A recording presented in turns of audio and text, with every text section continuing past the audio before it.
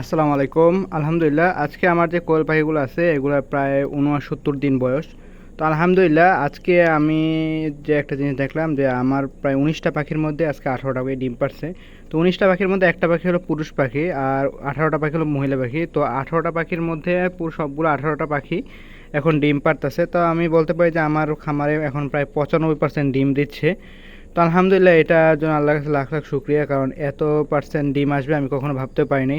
আমি ভাবছিলাম যে হয়তো বা ১৫টা, সর্বোচ্চ ১৫টা কি ১৬টা ডিম পারবে, কিন্তু কিছুদিন যাবত আমার পাখিগুলো সব ১৮টা মেয়ে পাখির ১৮টাই ডিম পারতেছে আলহামদুলিল্লাহ। আর আমরা খাবারের ব্যাপারে অনেকে জিজ্ঞাসা করে থাকেন যে ভাইয়া আপনারা কি খাবার দেন আর কীভাবে কি মেনটেন করেন। ভাই আমরা তেমন বেশি কিছুই দিই না, আমরা ওষুধপত্র অনেক কম দেয়। আমরা শুধু একটা ওষুধ দিই, এটা রেনাসেল এডি।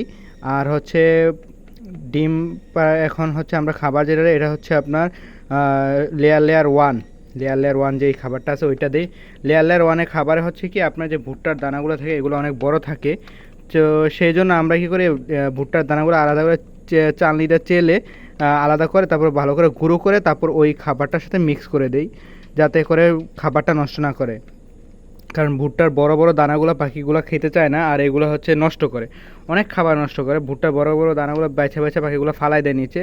তো যার ফলে প্রায় আপনাদের প্রথম অবস্থায় দেখতাম যে প্রায় 500 গ্রাম খাবার দিলে প্রায় 100 গ্রাম খাবারইও নষ্ট করে ফেলে। তো আমরা পরে চিন্তা করলাম যে বড় ভুট্টার দানাগুলো আমরা এগুলো গুঁড়ো করে দিই, তাহলে এগুলো যদি ভালো খায়। তো আলহামদুলিল্লাহ এখন গুঁড়ো করার পরে এখন আলহামদুলিল্লাহ অনেক ভালো খাচ্ছে। যেহেতু আমাদের পাখিগুলো এখন ৬৯ দিন বয়স আর এখন সবগুলো ডিম পারতেছে। আর এখন ডিমের দাম আলহামদুলিল্লাহ অনেক ভালো, মানে ডিমের যে বাজার দর আলহামদুলিল্লাহ অনেক ভালো। তার জন্য আমাদের প্রতিদিন যে খাবারের খরচ আছে, ওষুধপত্র খরচ, কারেন্ট বিল খরচ দেওয়া, তাও আমাদের 20টা পাখি থেকে প্রতিদিন আমাদের 20 টাকা করে লাভ হচ্ছে। মানে প্রতিদিন আমরা 20 টাকা করে লাভ পাচ্ছি। তো আলহামদুলিল্লাহ এটা আল্লাহর কাছে লাখ লাখ শুক্রিয়া। আমি যেহেতু 20টা পাখি আনছিলাম যে দেখতে যে আমি কতটুকু পারি, কীভাবে মেনটেন করা যায় আর কতটা সুন্দর করে মেনটেন করা যায়। আলহামদুলিল্লাহ আমার পাখিগুলো সবগুলো এখন ডিম পাচ্ছে এবং আলহামদুলিল্লাহ সবগুলো এখনও কোনো অসুস্থ কোনো লক্ষণ দেখছি না বা ঠান্ডা লাগার কোনো লক্ষণ দেখছি না। যেহেতু পাখিগুলো ঠান্ডা লাগে না এখনও, তো আলহামদুলিল্লাহ খামারের অবস্থা এখন ভালো। ঠান্ডা লাগলে হচ্ছে একটা যে সমস্যা হয় যে পাখিগুলোর, কোয়েল পাখির সবচেয়ে বড় সমস্যা ঠান্ডা লাগলে। আর আলহামদুলিল্লাহ আমি একটু সেফলি রাখার চেষ্টা করি যাতে ঠান্ডাটা না লাগে। তো এখনও ৭০ দিন বয়স হয়ে গেছে, এখনও ঠান্ডা লাগে নাই। যাক, এটার কাছে জন্য আল্লাহর কাছে লাখ লাখ শুকরিয়া, এবং অন্য কোনো সমস্যাও হয় নাই পাখিগুলার। তো আমার পাখিগুলো এখন প্রায় ৯৫% ডিম পাচ্ছে। আর ইনশাল্লাহ আমরা আশা করতেছি যে খামারটা বড় করার জন্য, কিন্তু আমরা পারতাছি না। হচ্ছে আমরা মাশরুম চাষ শুরু হবে কিছুদিন পরে, তো ওই দিকে ব্যস্ততার কারণে আমরা কোয়েল পাখিটা বাড়াতে পারতেছি না।